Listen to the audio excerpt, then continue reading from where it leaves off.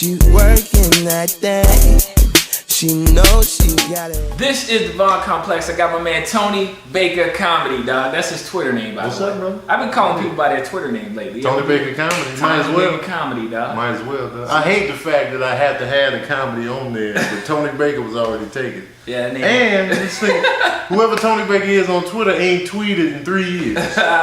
You can't hit him up and be like, yo, I want to. Let me get that name. Let me get that name, see. But everything is Tony Baker Comedy. Like email, contact. You always use that. That's like your thing now. Yeah, just to keep everything easy. Tony Baker Comedy. Because if I got too many different names, people can't keep up. Yeah, but you don't keep that as your password though, right? Damn. Everybody be all in my accounts like, oh yeah. Tony Baker, man, was one of the first comics I met when I came to LA. He was super cool.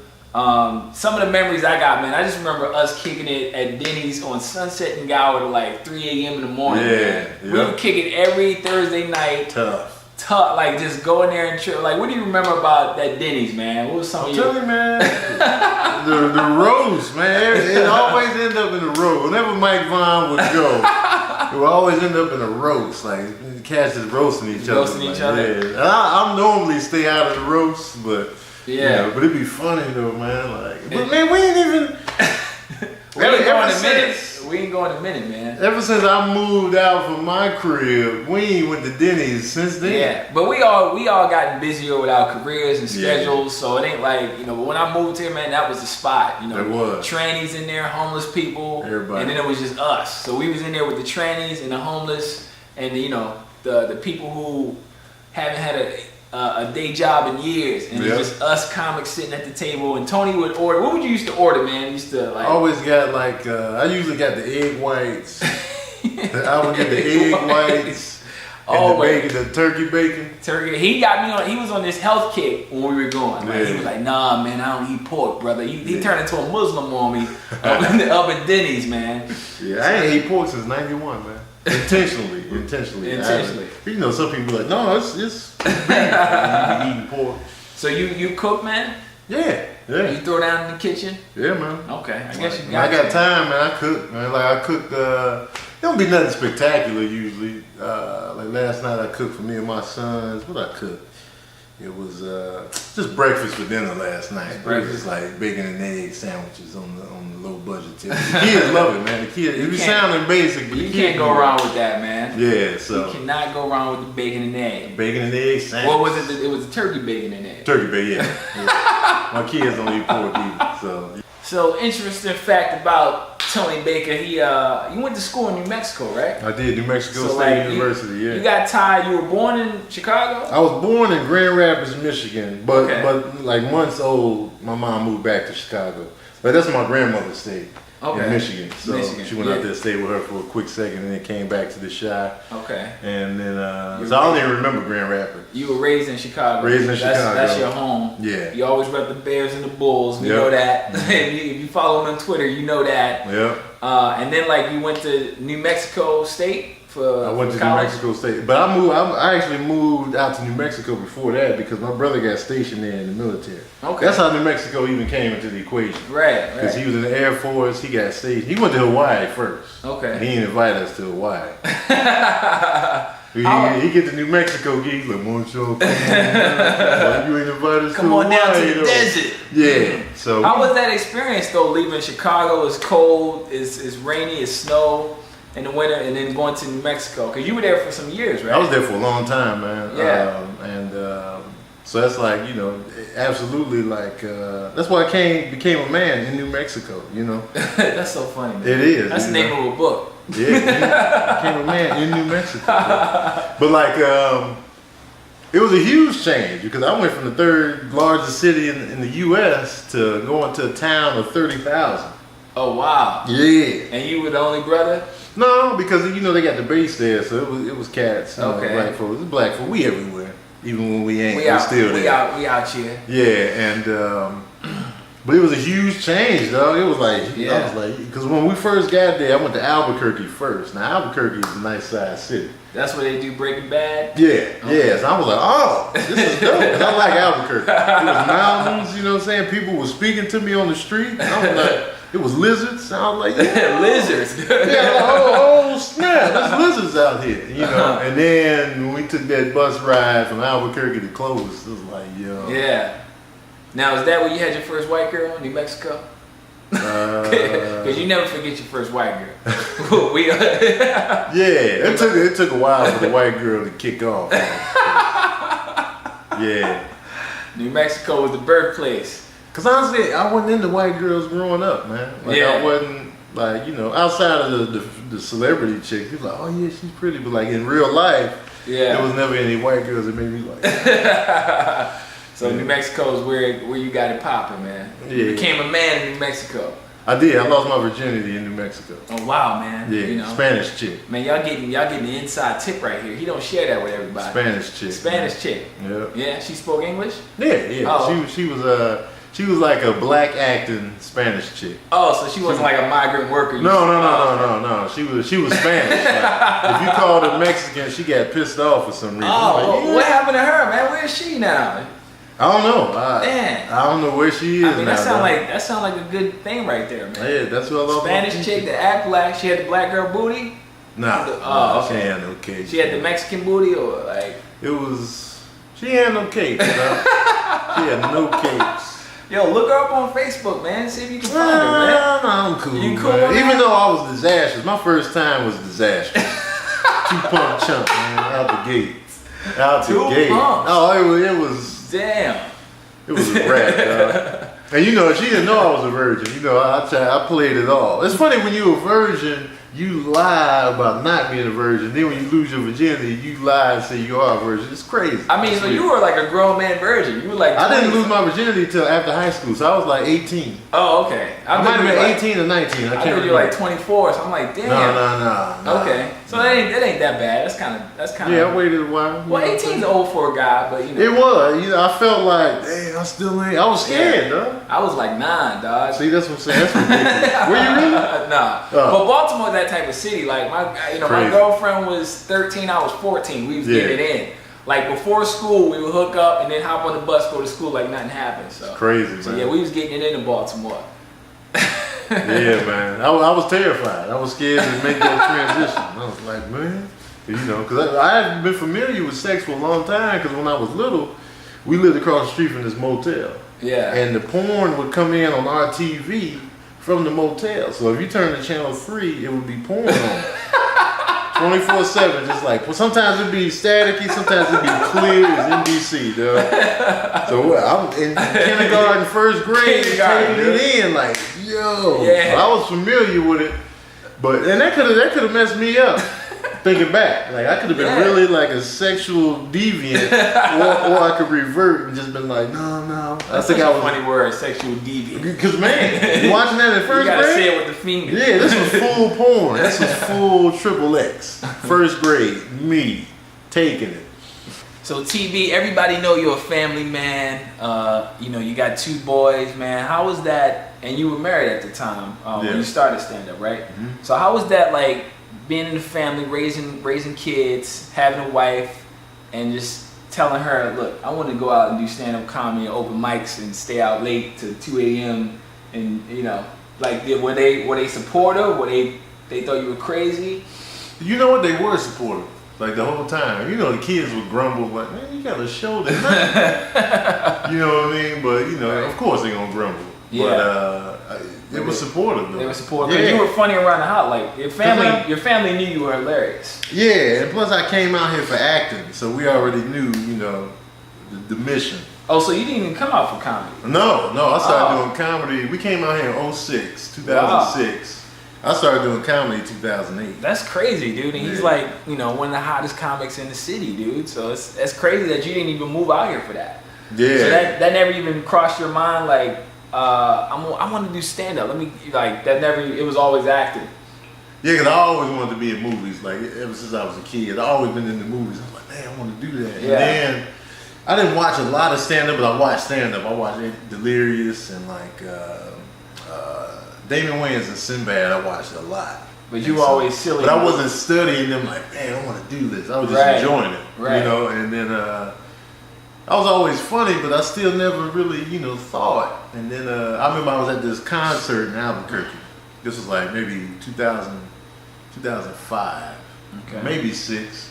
It was a Common concert. It was Common, and I forget who else was there. So we had the concert, and this girl rose up. You know, she was like, "You're hilarious," and I'm like, "What?" I didn't know who she was. Mm-hmm. And then I was like, and she was like, "I seen you host at the college. You know, you hosted that talent show. You were hilarious." I was like, "Oh, thank you." And I was just thinking, like, you know, still not thinking of stand up, but I'm just like, all right, I'm certified funny and memorable to some degree. So, and then I came out here on the acting tip, and you know, it was depressing, though. It was like, you know, doing extra work, sitting in traffic day in and day out for like a 3-minute audition. It was like, I was depressed. And we were living in Orange.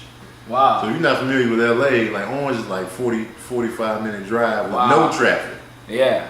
So with traffic, it's gonna be 2 days to get. So it's like, and I was just like, yo, man. And it was like, and I was working, and so it was just, you know, depression kind of set in. Not like a real clinical depression, but just like I felt down. And I was thinking, like, man, I was thinking about all the comedians that were actors first. I mean, all the actors that were comedians first. I was like, man, that's a good way to get exposure. And then, but I kept saying that for months. Like, I should try stand up. I should try stand up. I said that for about a year and a half, maybe a year. And then my wife's cousin, Tashawn Barrett, he took me to some open mics, and then the Ha Ha Cafe in North Hollywood is where I first went up.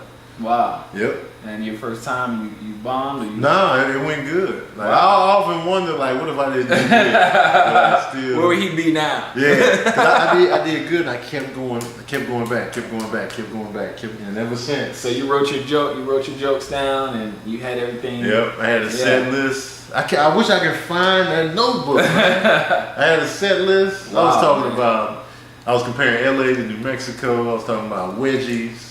Wedgies. I can't even remember what else I did, but yeah. Wow, man.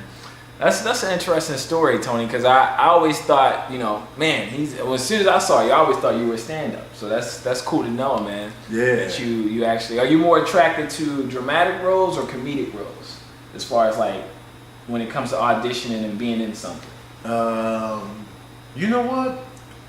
Either way is fine. Like, cause you know, I did a lot of drama, because I did theater at New Mexico State. That wasn't my major, but I did plays. I did A Mice and Men and Fences by August Wilson. I was the lead in that, so I was used to the drama. And then I did one play out here at the Inglewood Theater, and that was a drama. I had to cry on cue. You had to cry on cue? I had to cry on cue, man. I mean, I didn't have to, but that part, you know, you can do it? Cry? And I did it. You got to tap into a horrible memory. I tapped into it. Tapped into his first time in New Mexico with the Hispanic girl. First time. Wow, man. But yeah, and like, so I can easily do drama or comedic. What's your dream role? What role stands out in your mind? Like, I would love to play this type of character. Action comedy, though. I want to be in an action comedy, man, like a buddy cop film. Yes, that's one like where it's like the comedy is funny, but it's not like forced. Yeah. And like the action is raw, like it's just straight up action. So you know you get dramatic in that and the comedic elements. So you probably love Rush Hour and 48 Hours. 48 Hours, Lethal Weapon. Yeah, Lethal Weapon, man. Action, Bad Boys 1 and 2, man. Come on, man. That's all. I always fantasize about those roles. Okay, and Tony's he's huge into hip hop, man. He's not just comedy, acting. He likes music too, man. Music, man. Who you listening to right now, man? Who's hot? When I drove over here to do the interview, I was listening to Chance the Rapper, cat out of Chicago. Okay. I've been on Chicago cats like him and BJ, the Chicago Kid. Okay. You might be familiar with him. He sang with Kendrick Lamar on a few tracks. Okay. But yeah, like Kendrick's album is amazing. You know, Common. He loves Common, by the way. Common, Nas and Common are my favorite rappers, and Black Thought from the Roots. That's my trio of doom. Common's #1 though.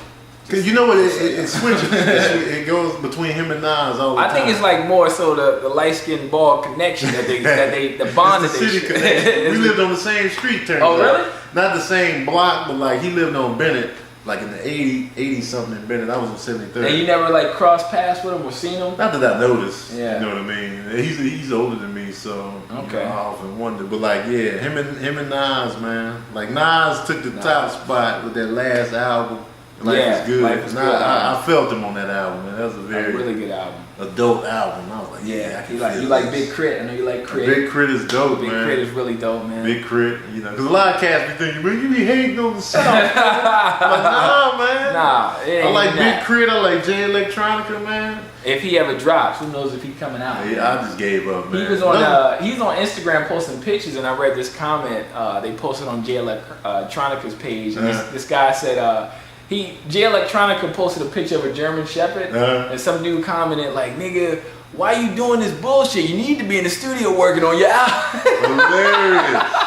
But he's speaking for the people, man. We waiting. You're like, why are you posting this bullshit right now? You know, I we thought waiting, that was hilarious, because I was excited about this. This dude was excited. Yeah. No, I'm just like, that's why these hip hop release dates. I'm tired of my emotions. Like Dr. Dre, I gave up on this thing, man. Do you think that hip hop is going to make a turn for better? Do you think the production and the lyrics are going to get better, or do you see us going in a decline?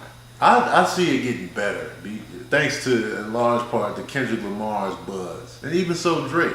Mm-hmm. Like, the production is crisp. They got, you know, a range of subject matter. Yeah. And Kendrick's album, man, you can tell he took his time with this album. It ain't just a bunch of random tracks put together. It's a story throughout the whole album. It's a narrative. Right. With the music, and like, when you can combine that, that's like dope, man. That's cool, yeah. And if cats be like, yo, and I love the fact that he's selling too. Right. It's not like, you know, because it's still good albums put out there, but a lot of people overlook them. Yeah. Like this one is like, it's gonna go platinum. It's pretty close to platinum now, and you know, platinum now is the new. That's huge. That's the new double platinum. Because I download everything personally. You see? Yeah, I personally. Tony still buys CDs. I still buy. You know, you can catch him up in Sam Goody. You know, you haven't even heard of that store, but he finds a Sam Goody and go in there and get the CD with the jewel case. Because I like the support. I love having the booklet. And the booklet. Yeah, man, the booklet you can flip. Dude, I would always toss the booklet, man. Just pop in the CD. I just like having it, man. It's like an experience. So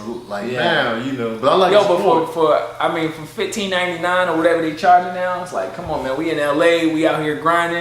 But a lot of times, I ain't got the bread. A lot of times, man, them albums be $9.99 when they first come out. But still, you know how many double cheeseburgers you can get with that. But here's the thing, though. Like now, I'm even more supportive because I'm an artist too.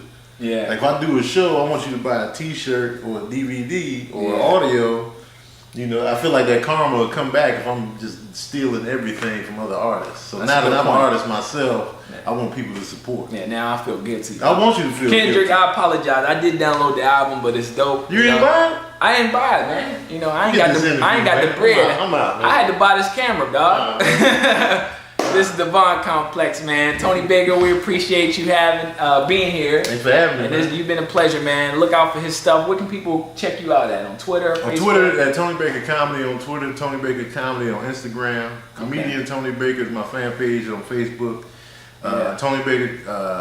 TonyBakerComedy.com is like it's under construction because I'm switching the server or something like that. But it's weird. It sounds like bootleg the way I'm saying it. But hit me up. YouTube, Tony Baker Comedy as well. Subscribe to my channel, man. Yeah, and just go on Google and type in Tony Baker and you'll see all this shit. You don't got to remember. Just type in Tony Baker on Google, you'll find it. I'll pop up. Appreciate you, brother. Yeah, man. Thanks for having me, though. This is the Vaughn Complex, and we out. Yeah. Back it up like 3, 4. Hands in the tracks like choo choo. Can't nobody do it like choo do. True. Mama said a little bit of that screw.